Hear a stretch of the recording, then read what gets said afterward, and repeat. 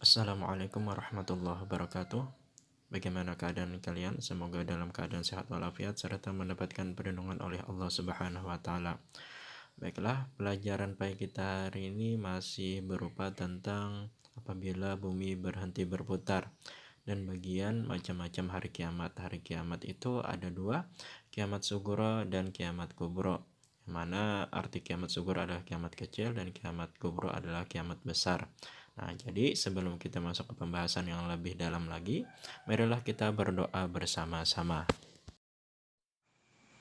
A'udzu billahi minasyaitonir rajim. Bismillahirrahmanirrahim. Rabbi zidni ilma warzuqni fahma walhamdulillahi rabbil alamin. Yang kalian lihat di sini ada beberapa bencana yang sering terjadi di bumi.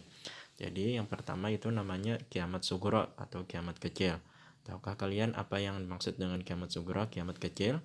Kiamat sugro ialah hancurnya alam di sekitar kita. Misalnya gunung meletus, gempa bumi, tsunami, air bah atau air bandang, banjir bandang. Kiamat kecil dapat terjadi di mana saja di atas bumi ini. Kiamat kecil dapat menimpa siapa saja dan di mana saja, seperti kematian seseorang. Nah, jadi kematian seseorang itu termasuk kiamat kecil. Yang pastinya, apa-apa yang terjadi, bencana alam yang terjadi di muka bumi ini adalah termasuk kiamat kecil. Entah itu longsor, banjir, tsunami, angin topan, dan bencana-bencana yang lain itu termasuk kiamat kecil. Bahkan tadi kematian seseorang pun disebut kiamat kecil. Entah itu kematiannya dengan wajar atau tidak wajar. Entah itu orangnya kecelakaan, naudzubillah min dzalik, itu termasuk kiamat kecil. Entah orangnya meninggal karena sakit, itu termasuk kiamat kecil. Termasuk juga yang sedang menimpa kepada kita, yakni wabah. Nah, wabah tersebut termasuk kiamat kecil juga karena termasuk musibah di muka bumi. Kiamat sugro atau kiamat kecil bisa saja terjadi karena ulah manusia sendiri, misalnya berkendaraan tidak hati-hati sehingga berkecelakaan, membakar hutan dan menebang pohon yang tidak terkendali sehingga gunung menjadi gundul, tanah longsor, serta membuang sampah di sungai sehingga mengakibatkan banjir. Jadi biasanya kiamat kecil ini atau kiamat sugro ini terjadi karena ulah manusia sendiri, yang pastinya tidak menjaga lingkungannya sendiri. Ya, tadi seperti yang disebutkan, menebang pohon yang tidak terkendali sehingga penyerapan air yang ada di hutan menjadi berkurang dan air tersebut turun ke pemukiman kita dan terjadilah banjir. Kemudian lagi membakar hutan, yang mana ini dapat mengakibatkan musibah kebakaran yang pastinya asapnya akan mengganggu pernapasan kita. Dan banyak lagi contoh-contoh kiamat sugro. Yang pastinya kiamat sugro ini adalah sesuatu atau musibah yang terjadi di muka bumi ini. Dan musibah tersebut biasanya memang terjadi karena ulah manusia sendiri. Jarang terjadi karena kejadian alam, dan itu pun karena sebab jadi kejadian alam memang proses alamnya seperti itu, seperti gunung meletus. Kemudian itu memang seperti angin topan, tsunami, alam dan untuk yang sejenisnya berkembang. Itu biasanya memang proses perkembangan alam itu sendiri. Nah, mungkin penjelasan kiamat sugro itu intinya sering terjadi musibah di muka bumi ini itu disebut kiamat sugro, termasuk kematian, dan termasuk juga tadi Bapak bilang seperti wabah yang kita alami ini, yakni pandemi wabah corona ini termasuk kiamat kecil juga.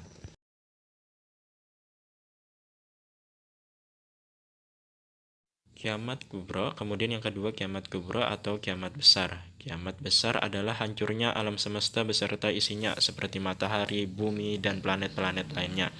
Sudah tidak berjalan pada porosnya sehingga saling bertabrakan. Bumi berguncang dahsyat dan tidak ada satupun makhluk di muka bumi ini yang hidup. Jadi kiamat kubro ini prosesnya sangat mengerikan, bahkan lebih mengerikan daripada film-film yang menceritakan tentang hari kiamat.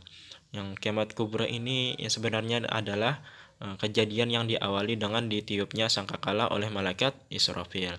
Tiupan pertama tersebut adalah hancurnya seluruh penduduk bumi, penduduk alam semesta, siapapun kecuali Allah Subhanahu wa taala. Jadi semua makhluk Allah Subhanahu wa taala semuanya hancur dan mati, termasuk malaikat dan makhluk-makhluk Allah Subhanahu wa taala lainnya. Hal ini sebagaimana Allah Subhanahu wa taala menjelaskan dalam Quran Az-Zalzalah ayat 1 sampai 2, yakni A'udzu billahi minasyaitonir rajim. Idza zulzilatil ardu zilzalaha wa akhrajatil ardu athqalaha. Apabila bumi diguncangkan dengan guncangan yang dahsyat dan bumi telah mengeluarkan beban-beban berat, yakni yang dikandungnya. Kelak di hari akhir atau di hari kiamat besar ini, setelah alam semesta dihancurkan, manusia dibangkitkan kembali dari alam kuburnya. Kiamat kubra lebih dahsyat dan tidak ada seorang pun yang tahu kapan terjadi. Bahkan Nabi Muhammad SAW pun tidak diberi oleh Allah Subhanahu wa taala, hanya Allah Subhanahu wa taala yang tahu. Jadi, kiamat kubra ini diawali dengan ditiupnya sangkakala oleh malaikat Israfil, langsung hancurlah bumi ini. Kemudian ada tiupan kedua, kemudian lagi ada tiupan ketiga.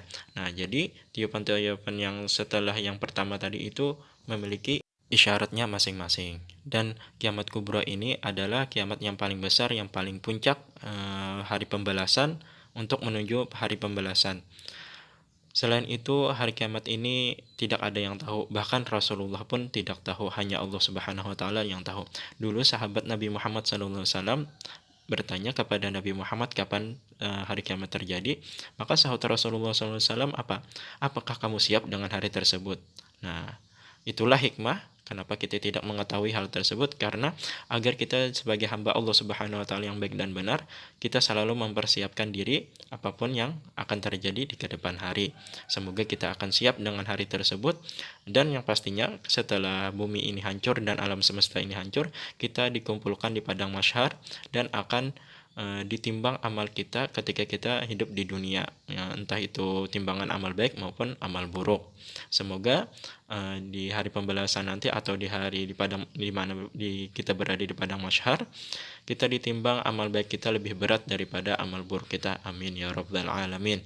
Dan yang pastinya kita siap terhadap apapun yang terjadi di kemudian hari dan menyiapkannya dengan amal-amal yang soleh dan amal yang baik. Sampai di sini saja pembahasan kita tentang macam-macam hari kiamat, yang mana kesimpulannya adalah hari kiamat itu terbagi dua. Yang pertama kiamat sugro. Kiamat sugro adalah kiamat kecil, yang mana kiamat kecil ini adalah kejadian-kejadian yang ada di muka bumi, kejadian-kejadian yang kita rasakan ketika kita hidup, yakni ketika alam semesta masih ada, berupa musibah-musibah yang ada seperti gunung meletus, banjir, angin topan, tsunami, wabah, dan lain-lainnya. Dan intinya sejenis musibah yang ada di muka bumi ini, termasuk kematian pun, adalah kiamat sugro atau kiamat kecil. Kemudian ada kiamat kubro, yang mana kiamat kubro ini adalah kiamat puncaknya hancurnya seluruh alam semesta, seluruh makhluk Allah Subhanahu wa taala, termasuk malaikat dan makhluk-makhluk lainnya.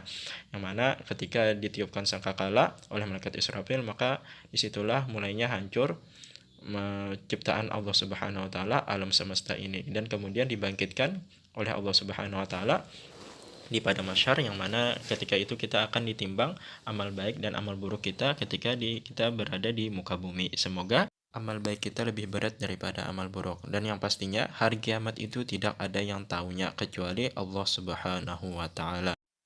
Sampai di sini pelajaran kita hari ini. Nanti kita sambung lagi tentang pelajaran mengetahui tanda-tanda hari akhir. Nah, semoga pelajaran hari ini dapat meningkatkan iman dan takwa kita menjadi hamba yang benar dan yang baik, yang pastinya menjadi hamba yang soleh dan solehah, dan dapat diamalkan dalam kehidupan sehari-hari. Bapak mohon maaf kalau ada kesalahan dan kekeliruan dalam melaksanakan pembelajaran hari ini. Subhanallah bihamdika asyhadu an la ilaha illa anta astaghfiruka wa atubu ilaik. Wassalamualaikum warahmatullahi wabarakatuh.